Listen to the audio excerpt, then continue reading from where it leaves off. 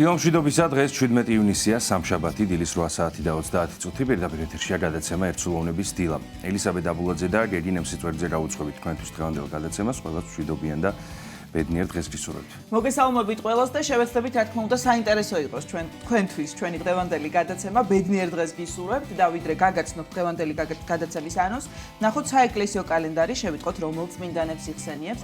დღეს 17 ივნის საქართველოს მართლმადიდებელი სამოციქულო ავტოკეფალური ეკლესია.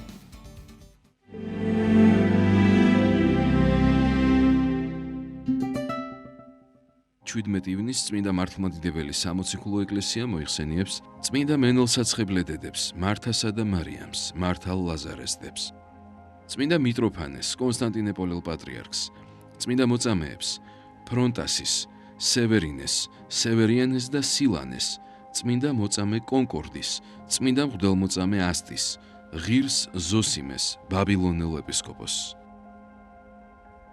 დღევანდელი დღის მფარველი წმინდანების ლოცვით და მეოხებით უფალმა დაიცვას და დაიფაროს სრულიად საქართველო. ამინ.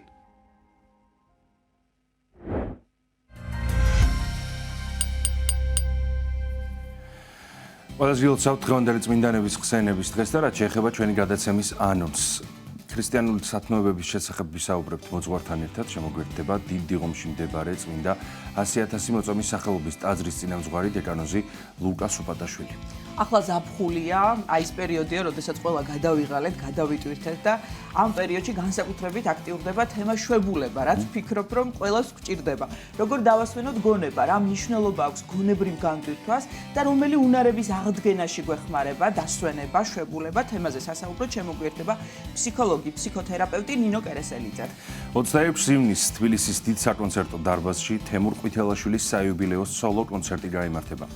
საღამოზე უფრო დეტალურად თავად მუსიკოსი გვესაუბრება, რომელიც შემოგვიერთდება გადაცემის დასავლეთ ნაწილში. და ამინდის პროგნოზს გავეცნოთ, გავიგოთ როგორი ამინდი გველოდება თბილისსა და სრულიად საქართველოში და დაუბრუნდებით პირდაპირ ეთერში შემოგვიერთდება მამა ლუკა სუპატაშვილი, როგორც გითხარით.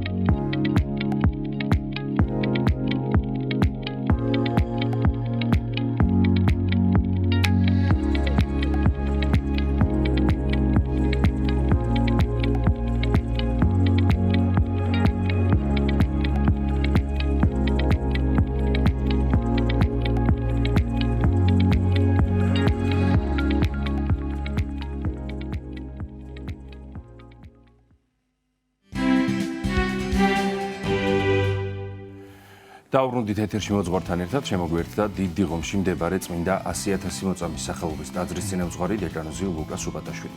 დილომშვიდობისა, მამა ლუკა. მოგესალმებით. დილომშვიდობისა, ღმერთმა დაგლოცოთ, მოგესალმებით. ილოცავთ მარხვის დაწყებას და დიდი მადლობა, რომ მადლობა. გზადით სტუდიაში ჩვენთან. აი.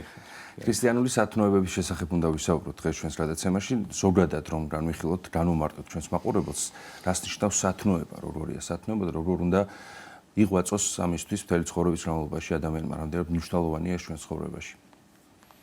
სათნოება ეს არის შინაგანი მდგომარეობა. ესე იგი, შიგნით აქვს ადამიანს რაღაცა ნიჭი, რომელიც მე იწვევს სიკეთის კეთების უნარს, საშუალებას, შესაძლებლობას. ესე იგი, ადამიანს აქვს შიგნით დაფარული, ასე ვთქვათ, ღვთისგან მოცემული ტალანტი, რომელსაც ის თვითონ უფრთხილდება და მე ეს ქმნის იმ საშუალებას, რომ ადამიანმა სიკეთე ჩაიდინოს. თუ ადამიანს სათნოება არ აქვს, ან აქვს ესე იგი, პარალიზებულ მდგომარეობაში, ან ცოდვით დაფარულ მდგომარეობაში, მაშინ ადამიანს აღარ აქვს უნარი, რომ სიკეთე აკეთოს. ან აღარ აქვს უნარი გაიხაროს, აღარ აქვს უნარი იაზროვნოს, აღარ აქვს აი ელემენტარული ადამიანური საშუალებებიც კი ერთმევა მას. თუ ადამიანს არ აქვს სათნოებები. ამიტომ სათნოებები ეს არის ის, რომელიც ჩვენს ბედნიერებას გამოიწვევს. და სიხარულს, ხო? და სიხარულს, სიყვარულს, სიკეთეს, ყველაფერს, რაც კარგია. დიახ. მამა ლუკა, ალბათ, როდესაც ადამიანი რაღაც ქმედებას ჩადის, ხომ ყოველთვის უნდა ფიქრობდეს, რომ ეს ქმედება არის თუ არა სათნო ღვთის წინაშე, მოეწონება თუ არა უფალს, თქვათ, ესე თუ ის აქციელი და აი, თქვათ, ეს არის რა თქმა უნდა სათნოებებთან, ხო, დაკავშირებული ჩვენი ქმედებები, თქვათ, მოწყალებას ჩავდივართ, ვეხმარებით ადამიანს, თავმდაბლები ვართ თუ არა, ეს განაპირობებს იმას, რამდენად გვაქვს სათნოებები ღვთის წინაშე და რამდენად ვაგროვებთ სათნოებებს ღვთის წინაშე. აი, რომ ჩამოვთვალოთ, რა ითვლება ღვთის წინაშე სათნოებებად. ეხლა მარხვის პერიოდი არის და ნუ მარხვა ლოცვასთან ერთად და სინანულთან, რა თქმა უნდა, ითვლება ერთ-ერთ უმთავრეს სათნოებად, ხომ ქრისტეს წინაშე. ეს იმდენად მნიშვნელოვანია, აი შეიძლება პარალელი გავავლოთ ფიზიკურ სხეულთან, ესე იგი ჯანმრთელობა ხომ არის ძალიან მნიშვნელოვანი და რაც ჯანმრთელობას არ ღვევს, ყველაფრისგან უნდა შევიკავოთ თავი. დამპალი საკვები არ შევჭამოთ, გახსნილი წყალი არ დავლიოთ, კედელს არ დავეჯახოთ, ორმოში არ ჩავარდეთ.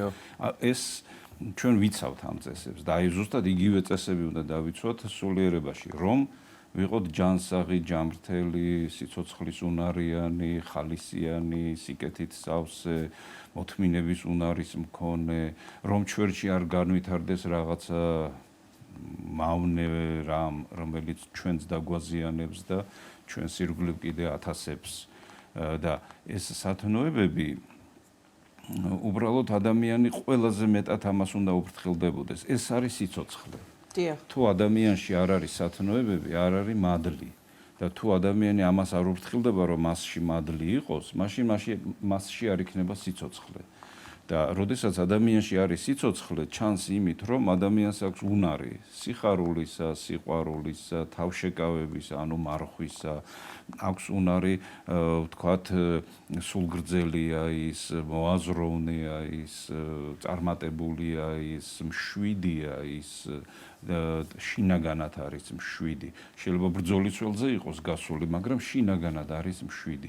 აი ეს შინაგანი მდგომარეობა ყველაზე მნიშვნელოვანია. ესე იგი სულიერ ჯანმრთელობას ჩვენ უნდა უფრთხილდებოდეთ. და დანარჩენი ყველაფერი ღმერთისგანაა ჩვენში ჩადებული. აი მაგალითად როგორც ფიზიკურ ჯანმრთელობას თუ გავუფრთხილდებით, ჩვენ გვაქვს უნარი ხედვისა, ყნოსვისა, მსმენისა, სიარულისა, მოძრაობისა, საქმის კეთებისა და ყველაფერი არის ჩვენში ღმერთისგან ჩადებული. ჩემგან არაფერი არ არის შეძენილი, ვთქვათ, ნეკათითიც კი ეს ღმერთის ნაჩუქარია და უბრალოდ მე ამას უნდა გავუფრთხილდე. და აი ასეთი ეს ფიზიკური სხეული უბრალოდ ანატომიურად რო შევისწავლოთ, ეს არის სასწაული. და ეხლა წარმოვიდგინოთ, სული კიდე ყველაფერზე აღმატებული. სულს ვერ დავარქმევთ, რომ ეს ესეთია, ან ის ისეთია. სული არის ის, რომელიც ჩვენ პირადად ღმერთმა მოგვცა. ფიზიკური სხეული ჩვენ მშობელთაგან მოგვეცა, წინაპართაგან და რა თქმა უნდა ადამი ღმერთმა შექმნა და მე ასეთნაირად მოგვეცა ჩვენც ფიზიკური სხეული, მაგრამ სული პირდაპირ ღმერთმა შთაგვიბერა ჩვენ. ანუ სული არის ის, რაც ღმერთთან გვაერთიანებს, გვაკავშირებს და რომელიც არაფრით არ უნდა დაკარგოს ადამიანმა და ეს თუ დაკარგა, ეს მაშინ ადამიანი კარგავს უკვე სიცოცხლეს. და ადამიანი უკვე პატივსაშინა კი აღარ არის, არამედ როგორც პირუტყვი ისია. სამონის სიტყვები რომ გავიხსენოთ. პატივსაშინა იყო და არაგულისმახვა. და ემსგავსა პირუტყვთა და ესე იგი მათნაირ ცხოვრებას იწყებს. ჭამა, სმა და აი იოანე მახარებელი ხო ამბობს, რომ არ შეცდეთო, სასუფეველი ღვთისაო, ეს არ არისო საჭმელი და სასმელიო და სიამოვნება ამაქვეყნიურიო. ეს შეიძლება ითქვას დღევანდელ დღესაც, თქვათ ჩვენ როგორც ქრისტიანებს, ჩვენზე ერთს წარმოგვიდგენია, რომ ბედნიერება ეს არის საჭმელი, სასმელი, მატერიალურად კარგი მდგომარეობა, პოლიტიკურად ძლიერი მდგომარეობა და ასე შემდეგ. ესე იგი ჩვენ გონია, რომ სიკეთე ეს არის ჩვენს გარეთ რაც ხდება. და ის გარედან უნდა მივიღოთ ეს სიკეთე. არა და სიკეთე სულ სხვა რაღაცაა. სიკეთე შენშია. და შენში უნდა მიდიოდეს ყველაზე დიდი სიკეთე, რომელსაც ქვია სიცოცხლე. დიახ და ამას ალბათ ჭირდება მომუშაკება, ხო, აი შეძენა ქრისტიანულ სათნოებებს. ესე თავისთავად ადამიანი შეიძლება ვერ გახდეს თავმდაბალი, ვერ გახდეს მოწყალე, ვერ გახდეს თქვათ მარხველი, აღმსარებელი და აი კვირას წაკითხულ სახარებასაც თუ გავიხსენებთ, იქ არის საკუთარი თავის უარყოფაზე, ხო, საუბარი. უარყავ თავი შენი, აღიღე ჯვარი და შემომიდექ მე, ხო, უფალი გვეუბნება. ანუ ეს ალბათ განაპირობებს იმას, რომ მე რაღაც სიამოვნებაზე საკუთარი თავის უარყოფა რას ნიშნავს ალბათ რაღაც სიამოვნებაზე, ბედნიერებაზე უარის თქმას იმისთვის, რომ თქვათ უფალს ვემსახურო, ხომ? და ანუ ეს სათნოებებიც ალბათ ასე შეიძინება, როდესაც მე რაღაცა ჩემს სიამოვნებაზე უარს ვამბობ და თუნდაც სხვას ვეხმარები. რაღაცა ძალიან მიჭირს, მაგრამ ამას თქვათ ჩემს სიზარმაცეს გვერდზე გადავდებ და მოყვას რომ დახმარება ჭირდება, დავეხმარები. საერთოდ ეს ძალიან მნიშვნელოვან თემას შეეხება და წინა კვირის სახარება ძალიან მნიშვნელოვან თემას ეხება. და ეს რა თემაა და ჩვენ ამ პრობლემაში ვართ დღესაც გარკვეულწილად. და გარკვეულწილად მოძღვრებიც კი ამ მიმართულებას აძლევენ და რომელიც არასწორია და რომელიც უნდა გასწორდეს აუცილებლად და მე ვგულისხმობ აი რას, რომ დღესაც ადამიანს პრობლემის მთავარ პრობლემად მიაჩნია დემონური ძალები, ანტიქრისტე, ბეჭედი, ჩიპები, ესე იგი ვიღაცა სხვა ადამიანი, რომელიც პრობლემებს ქმნის. ესე იგი მე ცუდად იმიტომ კი არ ვარ, რომ მე შინაგანად პრობლემები მაქვს სულიერი. არა, სხვა მიქმნის მე პრობლემებს. აი როგორც 60-ში ცოდვით დაცემულმა ადამიანმა თქვა, რომ შენ რომ დედაკაცი მომიყვანეო ღმერთს უთხრა, აი მან შემაცდინა სწორეთო.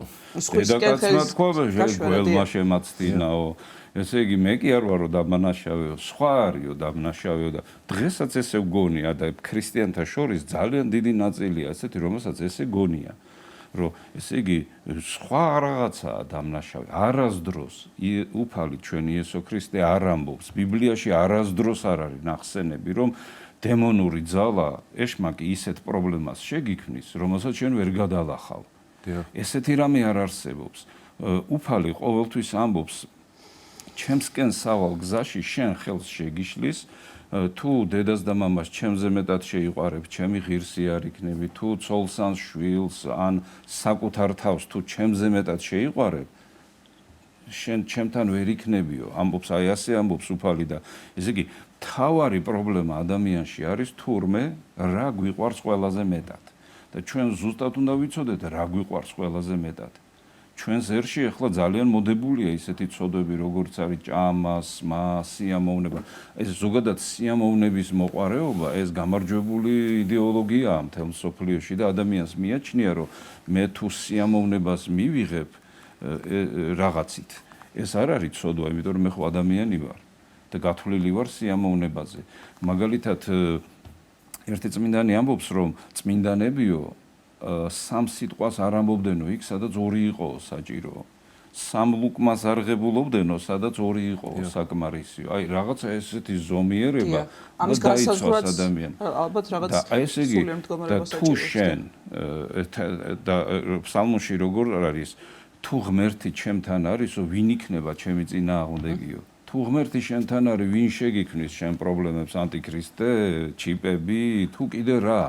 და წარმოიდგინეთ გარკვეული ადამიანი შეშინებულია ამის და ელოდება როდის გამოჩნდება ანტიქრისტე რომ არ გამოეპაროს ეს და არ მოტყუდეს ის და არადა ეს ტყუილია ესეთი რამე ქრისტე ამას არ გვაძლევს ქრისტე გვაძლევს ცოდნას რომ უბრალოდ ფრთხილად უნდა იყო ეს სხვა საკითხია ფრთხილად ყოველთვის უნდა იყო იმიტომ რომ იონე მახარებელი ამბობს რომ ანტიქრისტეო მრავალნი აც უკვე შემოსული არიანო ამბობს პირველ საუკუნეში უკვე შემოსულები არიანო მრავალი ანტიქრისტენიო და ზოგადად ანტიქრისტეთ იწოდება ადამიანი რომელიც მტრულად არის განწყობილი ღმერთის მიმართ მტრულად და ყოველ ეპოქას ყავს ალბათ თავის ღმერთმა კი არაფერი დაუშავა მაგრამ აი უბრალოდ ძულს ღმერთი და ებრძვის მას და ყველა ეპოქაში იყო ეს ამიტომ ესე იგი ჩვენი პრობლემა ამაზე მინდოდა ხაზი გამესვა რომ ჩვენი პრობლემა არის ჩვენში და აი იქედან აი ეფრემასური ესეთ რამეს ამბობს ადამიანიო გავსო ტალახში ჩავარდნილ ესე იგი ძვირფას თვალსო თუ მას ამოვიღებთო და ტალახს მოვაშორებთო ის გამობრწყინდება მისი სილამაზეო და თუ ტალახს არ მოვაშორებთ ის იქნება დაფარული ეს მისი სილამაზე და ნუ არაფერი არ იქნება და ადამიანიც ესეა თუ ჩვენ მოვიშორებთ ცოდვებს ესე იგი ღმერთი მთავარ საკეთებლად იმას ესე იგი რას გვისაზღვრავს რომ ცნებები აღასრულო თუ გინდა მარადიული ცხოვრებაო აღასრულე ცნებებიო რომელიც იციო არა კაცკლა არა იპარო არა იმროშო ესე იგი ცუდი ყველაფერი უნდა მოაშორო შენს თავს და მე უბრალოდ ამოიფრქვევა ყველაფერი თუ თქვა დანახვა გინდა რა ამისი თვალი უნდა გაახილო და დანარჩენი მოცემულია ღვთისგან ყველაფერი რომ ჩვენმა თვალმა დაინახოს და რაღაცა შეხედოს და ინფორმაცია მოგვიტანოს ან ყურს ასეთივე უფლებები აქვს ასეთივე უნარები აქვს და შინაგანად ჩვენ კიდე ისეთი შესაძლებლობები გვაქვს როგორი შესაძლებლობებიც აქვს ზუსტად ღმერთს არაფრით ღმერთისგან არ გვამცხოვდები. ჩვენ თავს მივცემთ განღმრთობის საშუალებას, ხო? თუ კი განვიღმრთობით და თუ კი ამგზით ვიყავით. ჩვენგან სათნოებები ამოიფრქვევა. აი წარმოვიდგინოთ, როდესაც ჩვენს გულს უხარია ეს რა ხდება? ჩვენ უსაზღროვად ამ დროს საზღვარი გვაქვს? არა, რაღაცა უსაზღრო ვართ, რაღაცა აღფრთოვანებული ვართ, რაღაცა დიდებული ვართ, რაღაცა შინაგანად დიდი ენერგია გვაქვს. და ეს დიდი ენერგია ჩვენ ყოველთვის უნდა გქონდეს. იმიტომ რომ უფალი ამბობს, მე ვარ ვენახი და თქვენ რტონი. ჩემს გარეშე არაფერი არ შეგიძლიათო და არ უნდა დაემსგავსოს ადამიანი მოკვეცილ რტოს, მოჭრილ ტოტს, რომელიც ვეღარ იკვებება ღმერთისგან. და ეს ხდება ერთადერთ შემთხვევაში, თუ ადამიანი შინაგანად დაიფარება ცოდვებით და აივსება ცოდვებით. მასში უკვე სიკეთე ვეღარაფერი ვეღარ განხორციელდება. ამიტომ და მეორეც არის, რომ ადამიანი ესე იგი, როდესაც ცოდვებში ჩაიძირება, მერე სიამოვნებს გარკვეულწილად, სიამოვნებს. კი, შეიძლება მერე განიცდის ამას, მაგრამ იმ მომენტში სიამოვნებს და ასეთი ბევრი მავნეჩვევებია შემოსული. ამიტომ არის დადგენილი მარხვა ღვთისგან და რა თქმა უნდა ჩვენი ეკლესიაც ასრულებს ღვთის კურთხევას, რომ პერიოდულად შენ ფიზიკურადაც უნდა იმარხულო, რომ ისწავლო თავშეკავება, აი გოეთე როგორ ამბობს, ყველაფერი ძნელია, სანამ ადვილი არ გახდება. და ესე იგი თუ შენ აიძულებ შენს თავს რაღაცის კეთებას, ის მერე ადვილი ხდება. აი ფსიქოლოგებს ესეთი გამოკვლევაც აქვთ, რომ 21 დღე უნდა აიძულო შენი თავი რაღაცის კეთებას და მერე ეს ჩვევაში გადადის. ნუ არ ვიცი ეს 21 დღე რატოა, 3-ჯერ 7, მაგრამ აი ადამიანის ბუნება ასე აქვთ მეცნიერებს შესწავლილი და ჩვენ უნდა ვაიძულოთ ჩვენი თავი. აი თქვათ მე არ მსიამოვნებს სიკეთის კეთება და მსიამოვნებს ცოდვის ჩადენა. მე მარხვის დროს უნდა ვაიძულო ჩემი თავი. და აი მარხვის დროს, როდესაც ვაიძულებ ჩემს თავს და მივაღწევ შედეგს, ის მერე უნდა შევინარჩუნო. არ უნდა მოვიქცე ვითარცა ძაღლი და ღორი, რომელიც ესე იგი ძაღლი უბრუნდება თავის ამონთხეულს და ესე იგი რასაც ამოვანთხევთ და მოვიშორებთ ცოდვას და ცუდს, იმას აღარ უნდა დაუბრუნდეთ ჩვენ. ან და ვითარცა ღორიც ნუ იქნებითო, რომელიც ყველაფერს ჭამს და სვამს, რასაც კი შეხვდება. ოღონდ გახეთქვამდე ჭამს და სვამს და ესე იგი ეს ნიშანია რომ ასე არ უნდა იცხოვროს ადამიანმა და ადამიანი არის ის ვინც შექმნილია ღმერთის ხატად და მსგავსად. დიახ. ანუ ფაქტიურად ღმერთია ადამიანი. მამა ლუკა, ამ წინააღმდეგობების გარეშე რამდენად მოდის და მიიღწევა ადამიანში სათნოება და არის შემთხვევა, როდესაც გართულდება ადამიანის ცხოვრება, ასე დავარქვათ, ძალიან რთული ცხოვრება მაქვს და აქედან გამომდინარე შემდეგ ივიწყებს უფალს, ტაძარს ადამიანი. რა უნდა გააკეთოს კონკრეტულ ასეთ შემთხვევაში ადამიანმა, რომ დაუბრუნდეს ისევ ჭეშმარიტ უფლის გზას? ჩვენ რო წარმოვიდგინოთ, რომ ადამიანში ცოდვა არ არსებობს, მაშინ ადამიანის ცხოვრება იქნება თავისუფალი. აი შევხედოთ პატარა ბავშვს, რომელიც არ ჩადის მძიმე ცოდვებს, ხომ? კი შეიძლება ცუდი თვისებები აქვს გენეტიკურად გადაცემული, მაგრამ აი მშვიდად არის, წყნარად არის, სიხარულით სავსეა, ძინავს, თამაშობს და ხალისობს. და ჩვენ უკვე მე მძიმდებით, იმიტომ რომ რაღაცა ცოდვა იწყებს აქტიურად მოქმედებას. ჩვენ თუ ცოდვა არ შევაჩერეთ, ჩვენ ვერ გავიხარებთ. თავისით მიწა ნაყოფს ვერ გამოიღებს. ღმერთმა ხო ასე ვთქვათ სასჯელად დაადო ადამიანს, რომელმაც ასე უპასუხისგებლად თქვა, რომ შე რო ხალი მომიყვანეო, იმან შემაწდინაო, თორე მე ისეთი კარგი ვარ, რომ მე ხო არ შევწდებოდიო და ადამიანსაც ასე გონია ახლა. ეს მარტო ადამიანმა კი არ გააკეთა. ბიბლიაში ეს იმიტომაა მოცემული, რომ ჩვენ მეც ვიფიქრო, რომ მე ასეთი განწყობისა ვარ ზოგადად. სხვა მომატყუა, თორე მე თვითონ ისეთი კარგი ვარ, რას ამბობ, მე ცუც კი არ გავაკეთებ არაფერს. ასე მე შეიძლება მოვუტყუდე. ამიტომ ესე იგი რაღაცა ადამიანმა უნდა შესძლოს, რომ იცხოვროს შინაგანი ცხოვრებით, მოიშოროს ყველაფერი ცუდი. შეაჩეროს ბოროტების მოქმედება. ადამიანი ყოველთვის უნდა აკვირდებოდეს თავის თავში, აქვს თუ არა მას მადლი, აქვს თუ არა მას სიხარული, აქვს თუ აი პავლე მოციქული რას ამბობს, ნაყოფი სულისა, ესე იგი სულს აქვს ეს ნაყოფი, სიყვარული, სიხარული, მშვიდობა, სულგრძელება, მარხვა, მყუდროება. ესე იგი ეს შინაგანი მდგომარეობაა. ეს როგორც ნაყოფი ისე უნდა იყოს. მაგალითად თუ მე მწვანილს დავთესავ და ნაყოფს ვერ ვღებულობ, ნიშნავს რომ რაღაცა დავაკელი იქ და მე უნდა ვნახო რა დავაკელი და უნდა მივცე საშუალება კეთილ ნაყოფს რომ ის ამოვიდეს. აი ასევე ჩემ თავს უნდა დავაკვირდე, რა უშლის ხელს ჩემს სიხარულს. ოღონდ სხვა კი არ უშლის ხელს. ეშმაკი კი არ უშლის ხელს, სხვა ადამიანი კი არ უშლის ხელს. რაღაცა ხდება ჩემში. თუ ჩემში მადლი არ არის, მაშინ ნიშნავს რომ რაღაცა ცოდვა არის გააქტიურებული.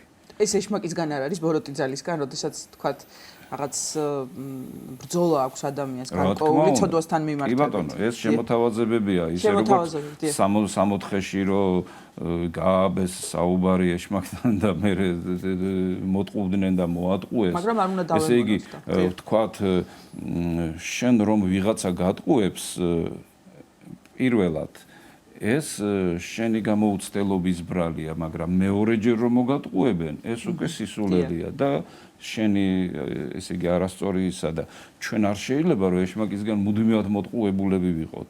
და ვაბრალოთ ეშმაკს. და ვაბრალოთ მე ეშმაკს და ღმერთის წინაშე წარმოვადგინოთ ჩვენი თავი საწოდავად. არა ვართ ჩვენ საწოდავი, ჩვენ ღმერთი ღმერთნის სამე ხართ და შვილნი მაღლისანი თქვენ ყოველნი.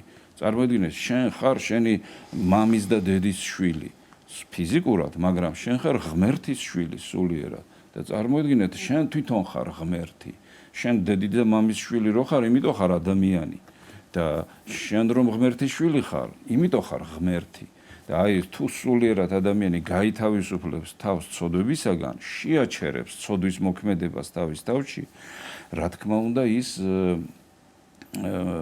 მერე სიკეთეს ამოაფრქვევს თავის თავში, მაგრამ უნდა ითქვას კიდევ ერთხელ, რომ დღეს ყველაზე მიღებული ცოდვა მთელს კაცობრიობას ეს აქვს სიამოვნების მოყვარეობა. სიამოვნების მოყვარე ადამიანი ღმერთს ვერ იხილავს. მადლი არ ექნება მას. პირიქით, უფალი ამბობს, სასუფეველი ღვთისა იძულების. აიძულეთ თქვენი თავი და დაიმკვიდრებთ სასუფეველს. რა უნდა აიძულო? უნდა აიძულო ცნებათა დაცვა. თუ ცნებებს დაიცავ, რა თქმა უნდა, ლოცვა უნდა აიძულო შენს თავს.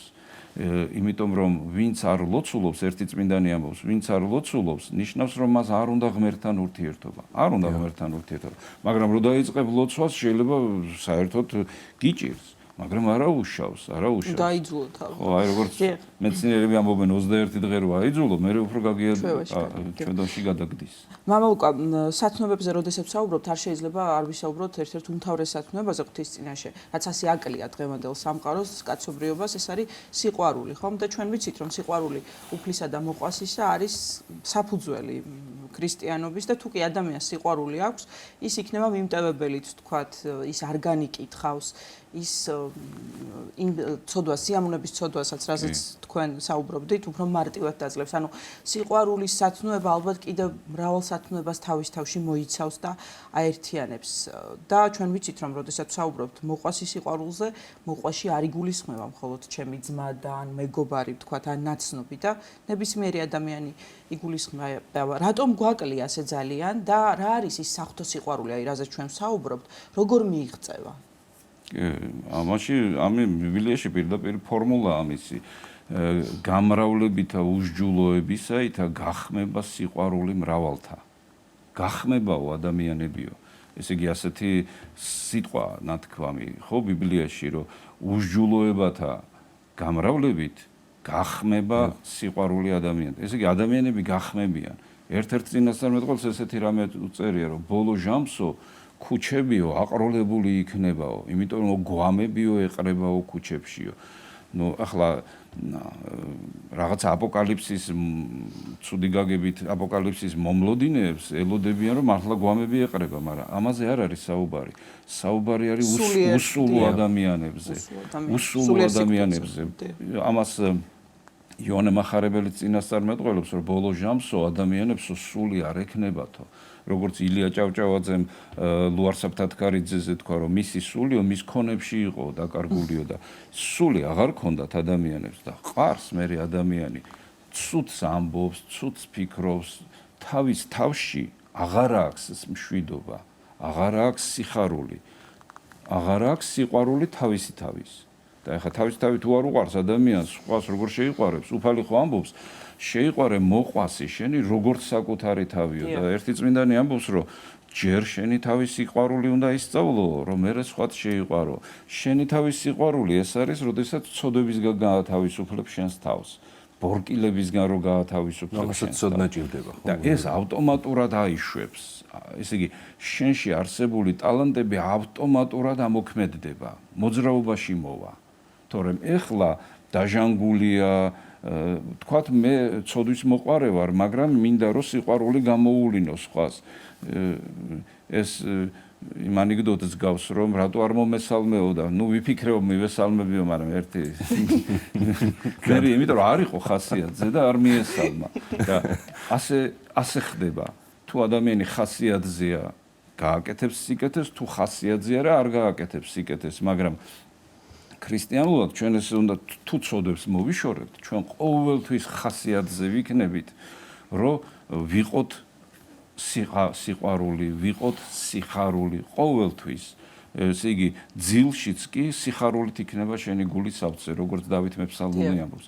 და სანამ ამ მდგომარეობას მოიპოვებ, მანამდე უნდა აიძულო შენი თავი, ესე იგი ხასიათზე თუ არ ახარ, აიძულე მაინც, რომ ისე მოიქცე, როგორც საჭიროა. და ეს არის საკუთარი თავის უარყოფა, ხო, გარკვეულწილად. როდესაც შენ სიამოვნებაზე უარს ამბობ და კი და სამწუხაროდ კაცობრიობაში ესეა, რომ ადამიანს საკუთარი თავი უფრო წინ ყავს დაყენებული და აი აქ ტყუდება მერე ადამიანი.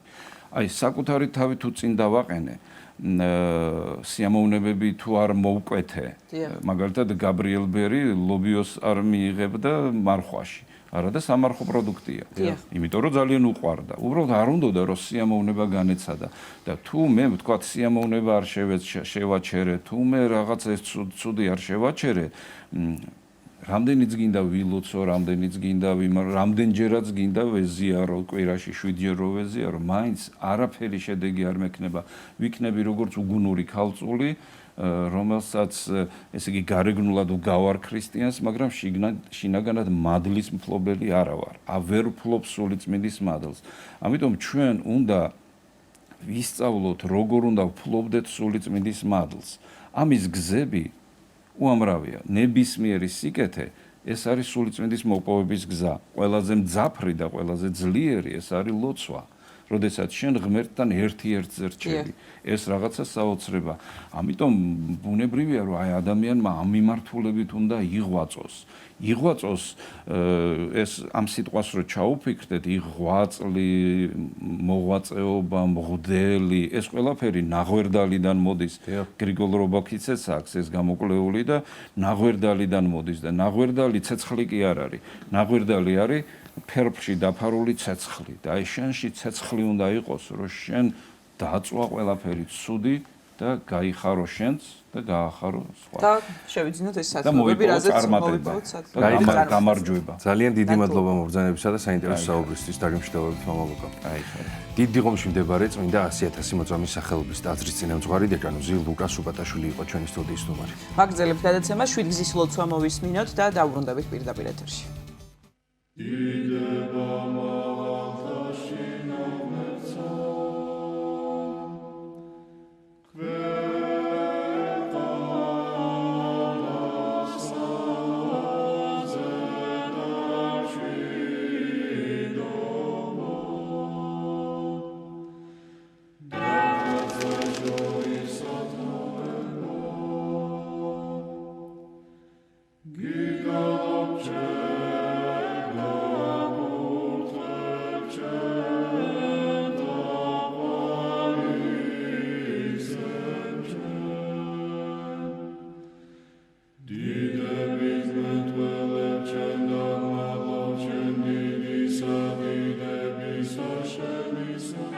ამაო ჩვენო, რომელი ხარ ცათა შინა, წმინდა იყავ სახელი შენი, მოვედინ სუფევა შენი, იყავ ნება შენი, ვით არცა ცათა შინა, ეგრეცა ქვეყანასა ზედა, პური ჩვენი არსობისა, მომეც ჩვენ დღეს და მომიტევენ ჩვენ თანანადებნი ჩვენი, ვით არცა ჩვენ მიუტევებთ თანამდებთა მათ ჩვენთა.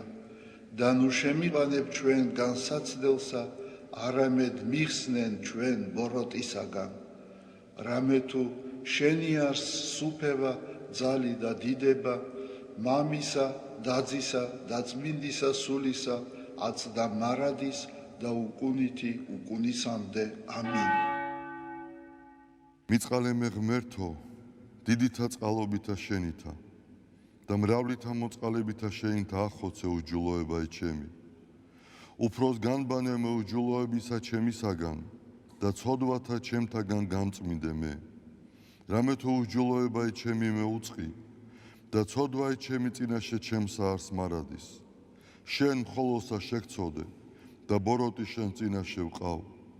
რათა განმართლე სიტყვათაგან შენთა და ზლოს ჯასა შენსა. რამე თუ ესე რა უჯულოებათა შინა მიუდგა და ცოდვათა შინა მშამე დედამან ჩემა. რამე თუ ესე რა ჭეშმარიტება შეიყვარე, უჩინონი და დაფარონი სიბნისა შენისანი გამომიცხადენ მე. მას ხორო მე უსუბითა და განწმინდე მე. განბანო მე და უფროს თოვლისაგან სპეტაკნე. მას მინო მე გალობაი და სიხარული და იხარებდნენ ძვალნი დამდაბლებულნი. გარე მიაქციე პირი შენი ცოდვათა ჩემთაგან და ყოველი უჯულოებაი ჩემნი ახოცე. გული წმინდა დაბადე ჩემთანა ღმერთო და სული წრფელი განმიახლე გვამსა ჩემსა.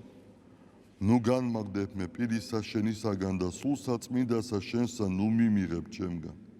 მომეცმე სიხარული მაცხოვარებისა შენისა და სულითა მთავრობისათა დამამტკიცე მე. ვასწავლე უჯულოთა გზანი შენი და უღმრთონი შენ და მოიქცენ. მიხსენ მე სიცხთაგან ღმერთო, ღმერთო ცხოვრებისა ჩემისაო. იხარებდეს ენა ჩემი სიმართლესა შენსა. უფალო, ბაგენი ჩემნი აღახვენ და პირი ჩემი უთხრობდეს ქებულებასა შენსა. რამე თუ უკეთუმცა გენება, მსხვერპლი შემცა მეწირა, არამედ საკვერთხი არ აქთნდეს. მსხვერპლი ღმრთისა არს, სული შემოსრული, გული შემოსრული და დამდაბლებული ღმერთმან არა შეურაცხყოს.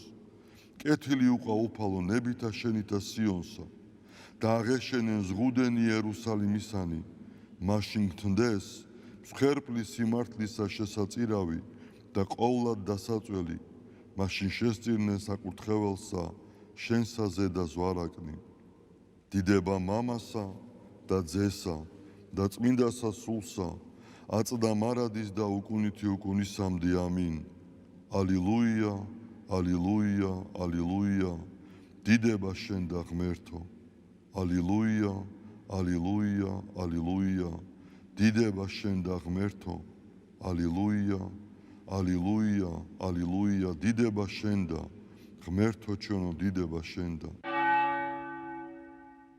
ღვთისმშობელო ქალწულო გიხაროდენ მიმადლებულო მარიამ უფალი შენთანა კურთხეულ ხარ შენ დედათა შორის და კურთხეულ არს ნაყოფი მუცლისა შენისა რამე თუ მაცხოვარე გვიშევ სულთა ჩვენთან უფალო დიდება შენ და გადაარჩინე და განთლიანე საქართველო უფალო დიდება შენ და გადაარჩინე და განთლიანე საქართველო უფალო დიდება შენ და გადაარჩინე და განთლიანე საქართველო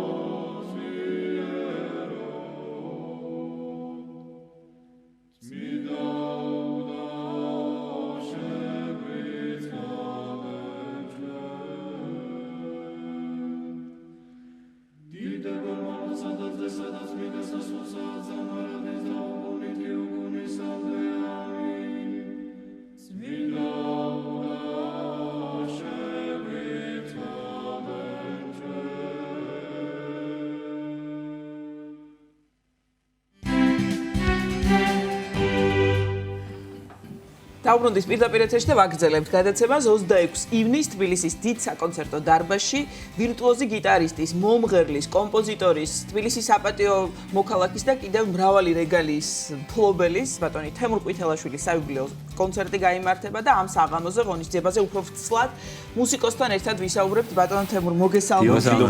ვიხარია რომ მას პინძლობთ მახარებს თქვენთან შეხვედრა და დიდი მადლობა რომ აი ამ თქვენ გადატვირთულ გრაფიკში რაც გაქვთ კონცერტამდე ბუნებრივია და ამ რეპეტიციების პერიოდში მაინც შეძელით და მოგზავნით ჩვენთან. როგორ ემზადებით რა იქნება სიახლე ვთქვათ ქართველი მსმენელისთვის, მაყურებლისთვის რომელიც მოვა თქვენს კონცერტზე, რა პროგრამით წარსდგებით ამჯერად აუდიტორიის წინაშე რომ გითხრათ.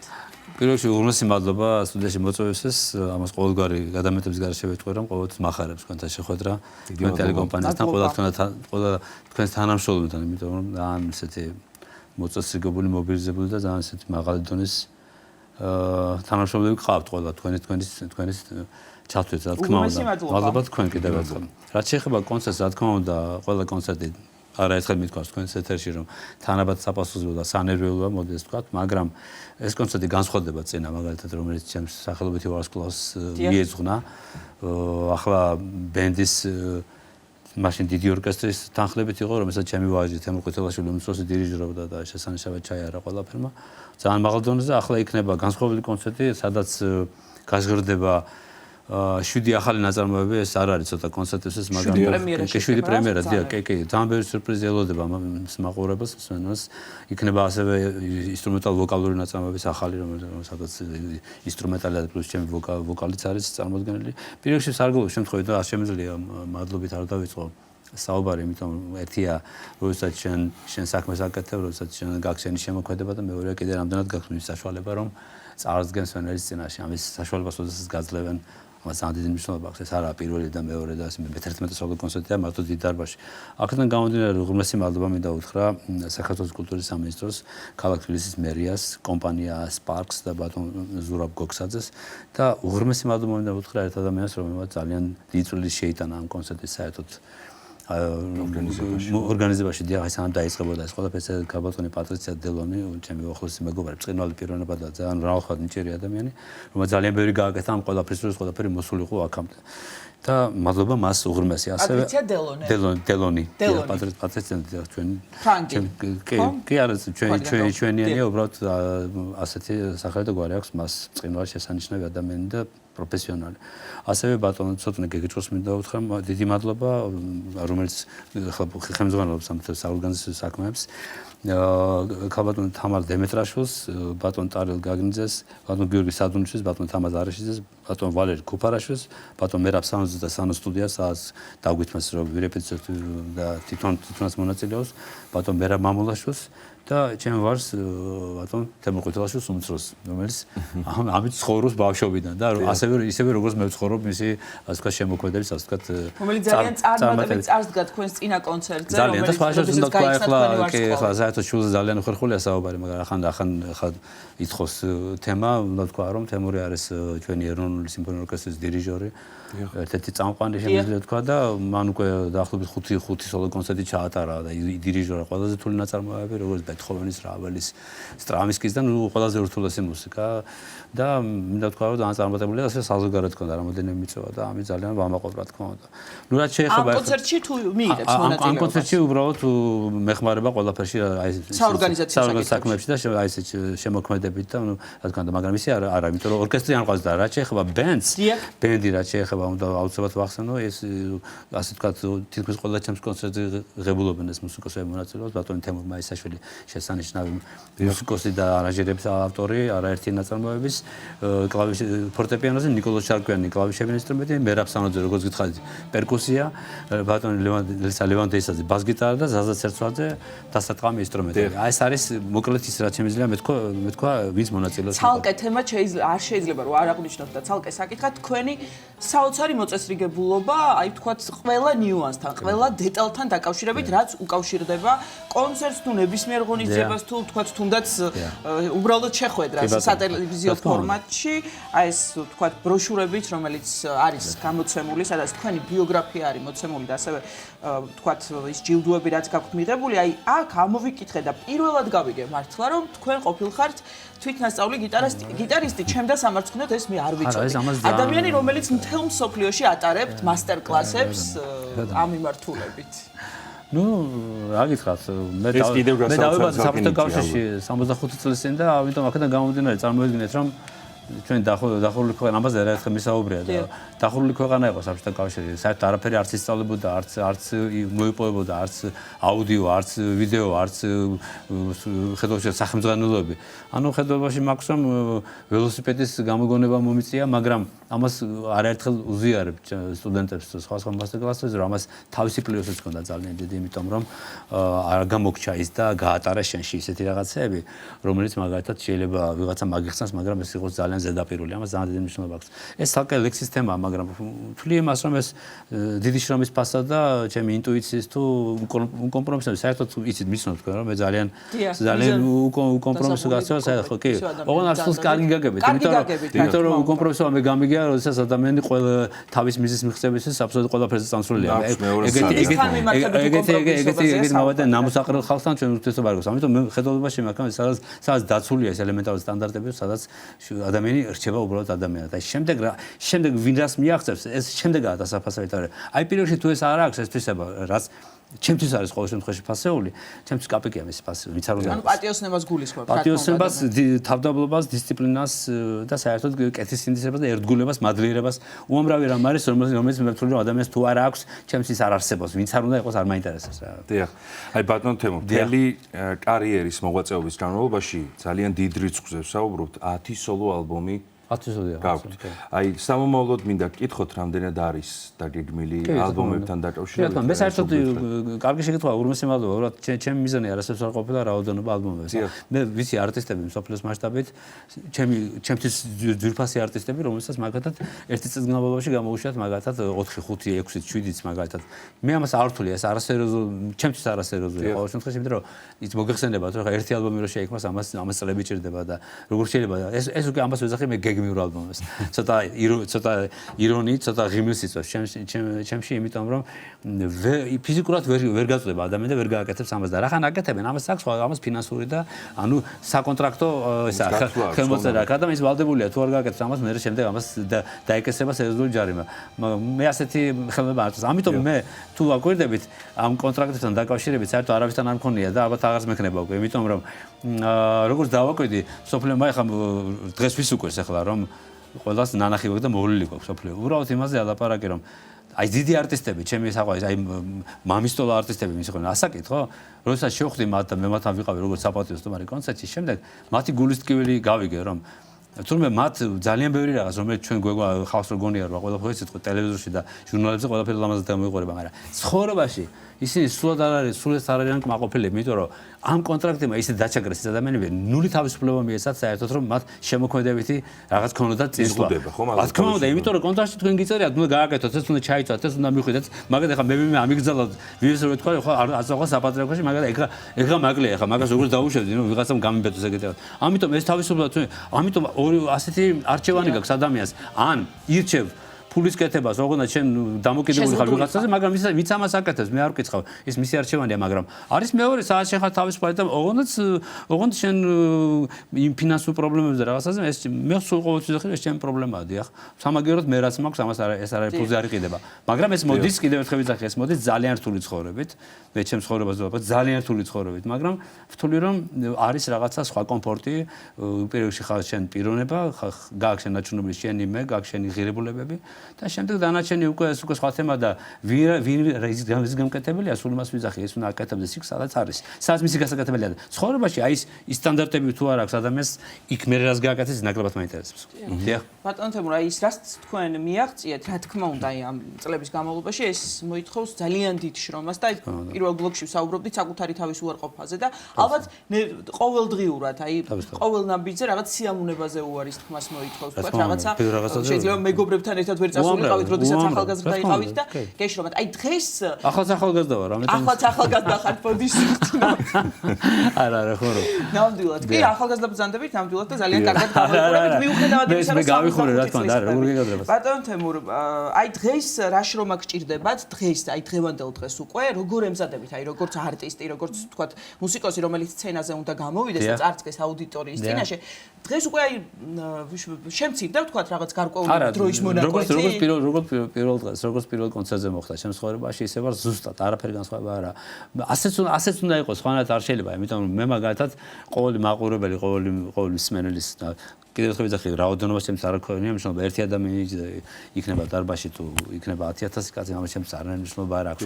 მხედველობაში ყველა ჩემთვის თანაბად პატივცემულია და ვინ იქნება და რა ასაკის და ასე შემდეგ. ეს სრულებით არ მაინტერესებს, არც უნდა აინტერესებს ამას არტისტი გამოდის, აკეთებს თავის საყვარელ საქმეს და ის იმდად გადამდებლურია, როდესაც შენ ამას შენ ნამდვილად აკეთებ ამას გულწრფელად, მაყურებელს ამას აფასებს ისე როგორც იმსახურებს. დიახ, ყველა თქვენი ცნობილი მუსიკალური ნომერი შესრულდება ამ კონცერტზე? რასაც ელოდება. ყველა ერთად, რა თქმა უნდა, რაც სრულდება, კი რა თქმა უნდა, დაახლოებით 2 საათიანი კონცერტი იქნება, აქედან გამომდინარე, მე შევეცადე ისეთი ნაწარმოები ჩამესვა პროგრამაში, რომ რაც ხალხს უყვარს, მაგრამ ის ახლების უნდა შევთავაზოთ აუცილებლად, იმიტომ რომ სიურპრიზები. 7 ახალი. თქვენი შექმნილი არის?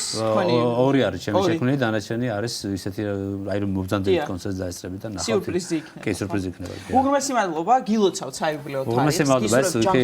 თარიღი 4-ში მაქვს, უბრალოდ დარბაზი იქეთება 4-ში მაქვს საიუბილეო თარიღი, მაგრამ კონცერტი 26-ში იქეთება იმის გამო, რომ დარბაზი იქეთება სარემონტო სამუშაოები უნდა ჩატარდეს და აქედან გამო და სარგებლობ შემთხვევით და კიდევ ერთხელ სარგებლობ ყველა ვინც ჩამოთვალე და ვინც კიდე თუ ვერ ჩამოთვალე და ვინც ჩემს გვერდით დადგა ოდესმე თქვენიდან დაწყებული დამთავრებული არის ყველას გულისხმობ ნებისმიერ ქვეყნიდან და ვინც გვერდში დამდგა ყველას უღრმესი მადლობა, იმიტომ რომ ყველა ძალიან ამას ვაფასებ, იმიტომ რომ მე ეს ლაპარაკი ყველა ამაზე ლაპარაკობს, მაგრამ საქმით ძალიან ცოტა ადამიანი გიდგას მართლა ერთგვარ გვერდში და არიან ადამიანები, აი კიდევ ერთხელ იმიტომ არა მე პირფერობა ისეთ არ მახასიათებს, მაგრამ აი თქვენ მაგათად და კიდე აი ეს ადამიანები ვინც ჩამოთვალე და კიდე ვინც არ ჩამოთვალე, ყველა ვინც მართლა გულწრფელად აკეთებენ თავის საქმეს და გვერდში გიდგან. დიდი სიყვარულით გილოცავთ საიუბილეო თარიღს. უღრმესი მადლობა გაიხარეთ. თქვენს მიდლა გისურვებთ ყველას ბრძანებისთვის. და ნამდვილად ახალგაზრდა ბრძანდებით.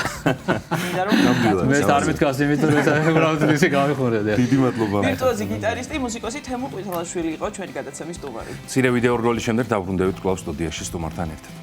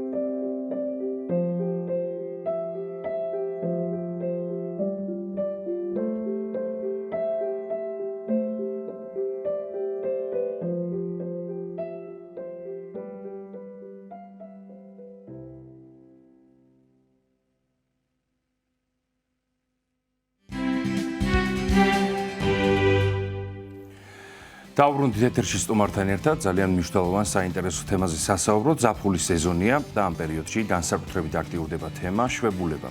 როგორ დავასვენოთ გონება, რა მნიშვნელობა აქვს გონებრივ განტვირთვას და რომელი უნარების აღდგენაში გვეხმარება თემაზე სასაუბროთ.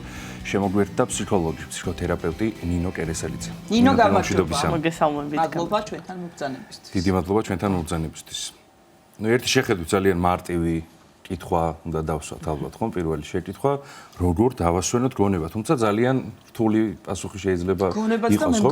გასაცემად პასუხი გასაცემად, ხო? არა მხოლოდ სულიერად დავისვენოთ, ფიზიკურადაც. როგორ ხერხდება ეს ყველაფერი, დიდი სიამოვნებით მოგისმენთ და რჩევასაც ძალიან მნიშვნელოვანია ეს დასვენების ნაწილი, იქიდან გამომდინარე, რომ თითოეული ადამიანი, რომელიც მთელი წლის მანძილზე ჩართული არის სხვადასხვა ტიპის აქტივობებში, იქნება ეს სასწავლო მიმართულებით თუ სამუშაო მიმართულებით, წლის ბოლოს გაზაფხულის დადგომასთან ერთად უკვე იწყებს ფიქრს, როგორ დაისვენოს და ნამდვილად ეს არის ხოლმე ყველაზე ისეთი მთავარი წერტილი, საიდანაც ადამიანები იწყებენ როგორც შვებულების დაგეგმვას, ასევე საკუთარი აი ამ დროის გატარების პროცესის გეგმას და მენეჯმენტს და ინდივიდუალურია ძალიან თითოეული ადამიანისთვის ის რაც მუშაობს შეიძლება დასვენებასთან მიმართებაში უმრავლესობა ადამიანებისთვის შეიძლება არ იყოს ძალიან პოზიტიური ყველასთვის. მაგალითისთვის ზოგი ადამიანის ყველაზე მთავარი აქცენტი არის ამოსუნთქვა, დასვენება, ძალიან შვიდ წყნარ გარემოში, მაგრამ არიან ადამიანები, რომლებიც სრულიად საპირისპირო აქტიური დასვენების მოყვარულები არიან. ეს დაკავშირებული არის ფსიქოტიპზე, დაკავშირებული არის ხასიათზე და იმ ქცევის კულტურაზე და პატერნებზე, რომლებშიც იმყოფება ადამიანი. ამიტომ წინასწარ რომ თქვათ ერთი უნიკალური დასვენების მეთოდი, რა თქმა უნდა, ეს არ იქნება სწორი და არ იქნება მართალი, მაგრამ ამავე დროს მნიშვნელოვანი არის, რომ გავითვალისწინოთ დასვენებასთან მიმართებაში რამოდენიმე ისეთი საკვანძო საკითხი, რაც არის პირველი, ვიყო კონტაქტში საკუთარ თავთან, შეგრძნებებთან, ემოციებთან, გაცნობიერებული მქონდეს ჩემი დამოკიდებულება და მდგომარეობა, როგორ განვიცდი საკუთარ თავს, რა არის რაც მე მეხმარება დასვენებაში, აი ეს დავიჭირო.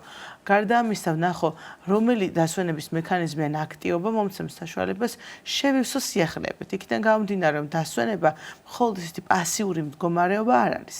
და იმისთვის, რომ ადამიანმა შეძლოს სრულიად თავისი ძალების რეგენერაცია და მოახდინოს აღდგენა ყველანაირი პროცესისთვის და მზაობა, მას სჭირდება ერთის მხრივ პოზიტიური და სასიამოვნო ემოციებით შევსება და აი ამასთან კონტაქტირება და მეორეს მხრივ სჭირდება ფიზიკური სხეულებრივი დასვენებასთან ერთად მენტალური დასვენება. ან სუფთა ჰაერზე წამოწოლა მხოლოდ არ არის დასვენება. რა თქმა უნდა, მხოლოდ სუფთა ჰაერზე წამოწოლა ვერც ეს შემთხვევაში ვერ იქნება დასვენება, იქიდან გამომდინარე, რომ თუ კი მე მხოლოდ და მხოლოდ ვწევარ და სკროლავ ან რაღაცას ვათვალიერებ, ასე დროს ჩემი ტვინი აბსოლუტურად არის გათიშული და ამ გათიშულ მდგომარეობაში ყოფნისას გადაღლა უფრო მეტი მოდის, ვიდრე დასვენება. თუ კითხულობ წიგნს და არ ვსკროლავ? როდესაც მე ვამუშავებ ტვინს და ვაძლევ მას საშუალებას, რომ სხვადასხვა საკითხით იყოს მოცული, გადაერთოს თემიდან თემაზე, ეს რა თქმა უნდა უფრო მეტად რელაქსაციასთან არის დაკავშირებული და გარდა ამისა, აქ არის მეორე საკითხი, რასაც ვაკეთებთ მთელი წლის მანძილზე და ყველაზე აქტიურ პერიოდში, აი ეს უნდა შევცვალო იმისთვის, რომ სიახლე განახლება წამოვიდეს ადამიანის ცხოვრებაში. დიახ, ნინო, რამდენად მნიშვნელოვანია, რომ ჩვენ არ დაველოდოთ, როდის გადავიწვევით, ვთქვათ, და რაღაც პატარ-პატარა განტვირთვები, დასვენებები ჩვენს თავს მოვუწყოთ, მანამ სანამ მოხდება ესეთი ძალიან მძიმე გადახლა. აი მაგალითად, კვირაში ერთხელ, ვთქვათ, აი სუფთა ჰაერზე გასეირნება, რაღაცა წიგნის წაკითხვა, სხვა აქტივობით რომ დაკავდები, ვთქვათ, და რაღაცა, ვთქვათ, თეატრში წახვალ, კინოში წახვალ, სხვადასხვა ვთქვათ, კულტურულ ღონისძიებასაც გულისხმობ, თუ ვისაც რა სიამოვნებს და ვინც რაში პოულობს უფრო მეტ დასვენება, ანუ ვისთვისაც რა არის, ხო, დასვენება. ანუ ეს რამდენად მნიშვნელოვანია, რომ არა მხოლოდ წლის ბოლოს დავგეგმოთ რაღაცა ისეთი მასშტაბური შვებულება დასვენება, არამედ თუნდაც დღეში რაღაც გარკვეული დროც გამოვუყოთ ჩვენ თავს იმისთვის, რომ განვიტვირთოთ. ნამდვილად არსებითი მნიშვნელობის არის და ყოველთვის ვეუბნები ხოლმე ჩემთან მოსულ ადამიანებს, რომ როგორ ისვენებ დღის მანძილზე, რა საკეთებ შენი თავისთვის და ეს არის ხოლმე ძირითადად ჩემი მთავარი შეკითხვა.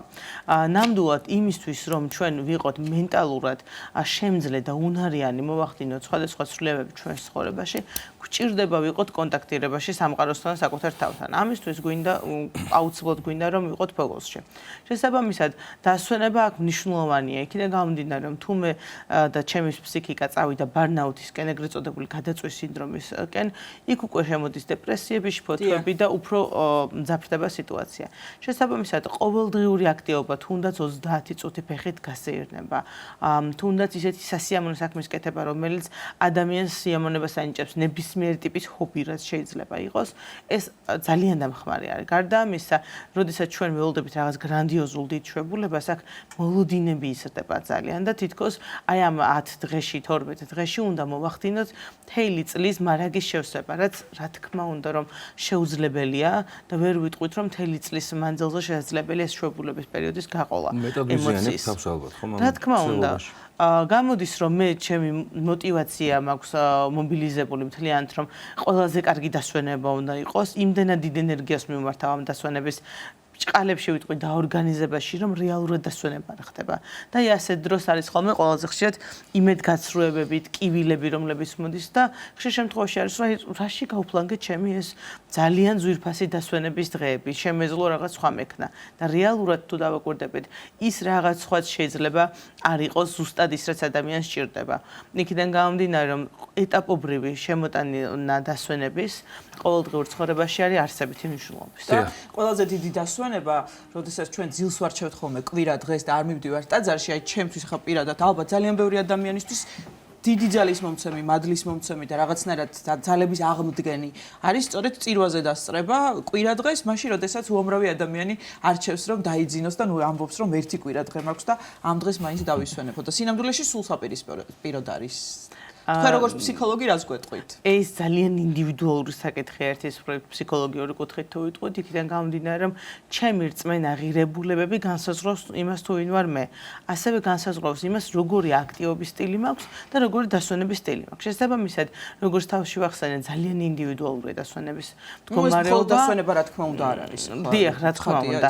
და ძალიან ღრმა თემა არის, რასაც თქვა კი აქ ღირებულებათა სისტემას ცალსახად შევეხებით იქიდან გამომდინარე რომ ყველა ადამიანისთვის ის სასიამოვნო აქტივობა, ის სასიამოვნო მდგომარეობა, რომელიც ავსებს მას სულიერად, ემოციურად და ფიზიკურად არის დასვენებისთვის პირველი მთავარი კომპონენტი და გარდა ამისა, რა თქმა უნდა, ემოციურ ჭრილში ძალიან დიდი მხარდაჭერის მიცემა. დიახ, და იმაზეც ვისაუბროთ, რომ თქვა აი დედები ვართ ხო და ბავშვებთან ერთად, შვილებთან ერთად გვიწევს დასასვენებლად წასვლა. ზოგს ყავს მცირეწლოვანი შვილები, რაც ძალიან დიდ ენერგიას მოითხოვს და გამოდის, რომ ქალბატონები არათუ ისვენებენ, არამედ ორმაგად იღლებიან ხოლმე აი ესეთ პერიოდში და აი რას ურჩევთ ესეთ ქალბატონებს, დედებს, ვისაც უწევთ და ნუ ეს არის ჩვენი მოვალეობა, რა თქმა უნდა, რომ შვილებთან ერთად წავიდეთ, დავისვენოთ და რაღაცნაირად ჩვენს დასვენებაზე იმ პერიოდში უარს ვამბობთ, ხო, რეალურად ესე გამოდის. რეალურად გამოდის, რომ დედა არასდროს არ ისვენებს. აი სწორედ გუშინ ამბობდა ჩემი ერთი მეგობარი, რომ როდესაც ადამიანი ხდება დედა, ის უკვე რაღაც სხვა რეჟიმზე გადაეწყობა და ცხოვრების ახალ სტილზე გადადის. რეალურად დასვენებასთან მიმართებაშიც რომ ვთქვათ, მნიშვნელოვანია პასუხისმგებლობის გადანაწილება. ადამიანების შემოყვანა ჩვენ ცხოვრებაში, რომლებიც გვეხმარებიან, რომ მართოდ ესა თუ ის სიტუაცია და თუნდაც დასასვენებლად წასვლის დროს დედა ისევე როგორც მამა, ბებია, ბაბუა, ის ადამიანები ჩართულები არიან დასვენების პროცესში, თანაბარი პასუხისმგებლობის და ვალდებულების ქვეშ მყოფი ადამიანები არიან. შესაბამისად, აქ შემოდის არა მხოლოდ დედის როლი, არამედ მამის როლიც და იმ ოჯახის წევრების როლიც, რომლებიც ჩართულნი არიან ბავშვთან კომუნიცირებაში. შესაბამისად, რა თქმა უნდა, შესაძლებელი არის, რომ უფრო მეტად დაიღალოს ადამიანი ამ აქტივობაში გადაბარგება, მომზადება და ასე შემდეგ, მაგრამ არსებობს ძალიან ბევრი მექანიზმი, რაც დამხმარე იქნება. თუნდაც დავამენეჯმენტოთ დრო ისე, რომ გქონდეს ჩემთვის 1 საათი დღეში თავისუფალი დრო. აი ნინო, რაც შეეხება ზაფხულის შემდგომ პერიოდს. აი როგორ დავუბრუნდეთ სამუშაო პროცესს, უკვე შვებულებიდან დაბრუნებულები, ესეც ძალიან რთული პროცესი ალბათ, ხო? შეჩვეული, როდესაც ვართ რაღაც დასვენებას, ვალდებულებები ჩავიხსენით, დროებით, რაღაც 1 თვით, 2 თვით გააჩნია ხო სამსახურის შესაბამისად, ხანგრძლივობას შვებულების. როგორ დავუბრუნდეთ უკვე სამუშაო პროცესს შვებულების შემდგომ?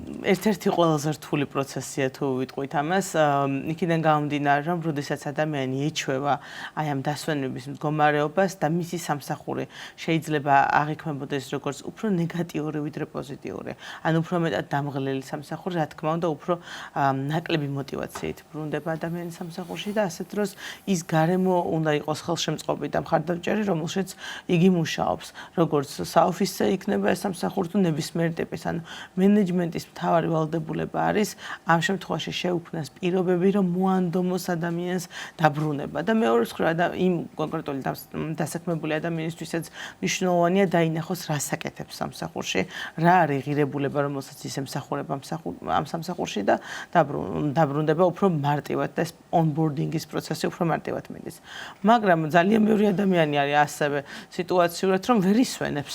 შვებულების პერიოდი აქვს და ამ შვებულების პერიოდში მუშაობს ჩვეულებრივად სახლიდან. ტელეფონზეა მუდმივად და თვითონ პასუხობს, უწევს თქვათ პასუხების გაცემა. ხო, აი ესეც საკმაოდ ნეგატიური მდგომარეობა იქიდან გამომდინარე, რომ ესე იგი არ ეძლევა მას საშუალება გამოიყენოს თავისი დრო და რესურსი. შეიძლება სამსახურიდან საერთოდ არ აქვს მას ესეთი მოთხოვნა, რომ იყოს მუდმივად კონტაქტზე, მაგრამ ეს უკვე მისი ქცევითი პატერნია და ამას ფსიქოთერაპევტები ხშირად ვეძახით ხოლმე, გაქცევის მოთხოვნილება აქვს თითქოს, რომ ჰიპერკომპენსირება მოახდინოს საკუთარი თავის სამსახურში. შესაბამისად, ასე დროს უკვე ფსიქოთერაპევტები ვერთვებით, რომ დავეხმაროთ შეარჩიოს იმ დასვენების მეთოდი და მექანიზმი, რომელიც მისთვის არის ყველაზე მეტად მორგებული. რამდენად მნიშვნელოვანია, რომ რაღაცნაირად ტელეფონი ცოტა ხნით გადავდოთ გვერდზე დასვენების პერიოდში. ნუ რაღაც აუცილებელ ზარებს კი, მაგრამ ის რაც სამსახურთან არის დაკავშირებული, რაღაცნაირად ამ თემებს რომ თლიანად ჩამოვცილდეთ თუნდაც 2 კვირა. რა თქმა უნდა, სოციალური მედია დეტოქსი ძალიან მნიშვნელოვანია ასეთ დროს, ძალიან მნიშვნელოვანია ისიც, რომ ლურჯ ეკრანთან არ მქონდეს შეხება. ასეთ დროს ისვენებს ტვინი და გარდა ამისა არის უფრო მეტი შანსი იმისი, რომ ადამიანმა რეალურად დაისვენოს სხეულებრივად და ფიზიკურად და არ ქონდეს ზედმეტი გამღიზიანებლების შემოტანა. შესაბამისად, თუ კი დასვენებაზე ვსაუბრობ, დასვენება არ გულისხმობს კიდევ ერთხელ ვიძახი ტელეფონში სკროლას. დიახ. თუმცა თანამედროვე ადამიანი მიეჩვია ინტერიერის სიმყუდროვეს და ნუ რაღაცნაირად ურჩევნია, რომ ოთახში თქვათ რაღაც ჩაერთოს კონდიციონერი ზაფხულში, რაღაც ნუ აი თითქოს აი ინტერიერში რაღაც შემოზღუდულ სივრცეში უფრო ისვენებს. არის ხო ესეთი შემთხვევები და თქვენ თავიდან აღნიშნეთ, რომ ინდივიდუალურია. ვისთვის რა არის დასვენება, თქვა შეიძლება ვიღაცისთვის სუფთა ჰაერზე შეინობა და ვიღაცას უბრალოდ ესე უნდოდეს, რომ ოთახში იჯდეს მთელი შვებულების პერიოდი. ეგ ძალიან რეალურად ისვენებს ასე ადამიანი, აი ეს არის საინტერესო. ბუნებრივია რომ ისვენებს, თუ კი ის მასზე მორგებული დასვენების მექანიზმია და შეიძლება წიგნს კითხულობდეს ან რაიმე ჰობით იყოს ამ დროს დაკავებული. გრძნობს თავს კომფორტულად. ბუნებრივია. ის პირადად ჩემთვის ტემპერატურას ძალიან დიდი მნიშვნელობა აქვს და რაც არ უნდა ეს იყოს, რა ქვია, გარეთ ძალიან კარგი ბუნება, მაინც კონდიციონერთან სახში მირჩევნია, მაგრამ ესეც ინდივიდუალური მორგების სტილია. შესაბამისად, თუ ფსიქიკურ მდგომარეობაზე ვისაუბრებთ, უნდა შეარჩიოს ეს ადამიანმა თავისით, გადაწყვიტოს თვითონ და გარდა ამისა, თუ კი ის არჩევს სახში დაჩინას, მნიშვნელოვანია, რომ გარე გამღიზიანებლები ნაკლები იყოს, თუნდაც იქნება ეს თეთრი ხმაური, თუნდაც იქნება ეს რაღაცა სამშენებლო სიტუაციები და ასე შემდეგ. კი თეთრი ხმაურის მომენტიც არის ხოლმე ხშირ შემთხვევაში, რაც არის ჩართული ტელევიზორი, რომელიც თავისთვის არის ყველა. ჩევები, რეკომენდაციები იმისთვის, რომ ყოველდღიურად ჩვენს თავს რაღაც პატარა განტვირთვა მოუწყოთ და ამით დავასრულოთ. ანუ ყოველდღიური არა ის, რომ რაღაც დაველოდოთ გრანდიოზულ შვებულებას, სუნთქვითი ვარჯიშები, ვთქვათ, აი ფიზიკურ აქტივობას რამდენად აქვს მნიშვნელობა ამასაც. ფიზიკური აქტივობა ძალიან მნიშვნელოვანია ყოველდღიურ ცხოვრებაში, რომ განტვირთვა მოხდეს ადამიანის, გარდა ამისა სუნთქვასთან მიმართებაში ღრმა სუნთქვის დავარჯიშობები, რომლებიც ეხმარება ადამიანს მობილიზებაში და ფოკუსირებაში, ეს ძალიან კარგია და დღეში დაახლოებით 9 საათიდან 1 საათამდე საკუთარი თავისთვის დათმობილი დრო და აი ამ დროში არ შედის არანაირი კონტაქტი ელექტრონულ ეკრანთან. ძალიან დიდი მადლობა. გისურვებ წარმატებას და კარგ დასვენებას. ბედნიერ დასვენებას ფსიქოლოგი, ფსიქოთერაპევტი ნინო კერესელიძე საუბრობდა სტუდიაში. დასრულდა ჩვენი დღევანდელი გადაცემა. ელისაბედ აბულაძე და გეგი ნემსიწვერიძე მუშაობდით თქვენთვის. მშვიდობიან და ბედნიერ დღეს გისურვებთ. ბედნიერ დღეს გისურვებთ, ნახვამდის.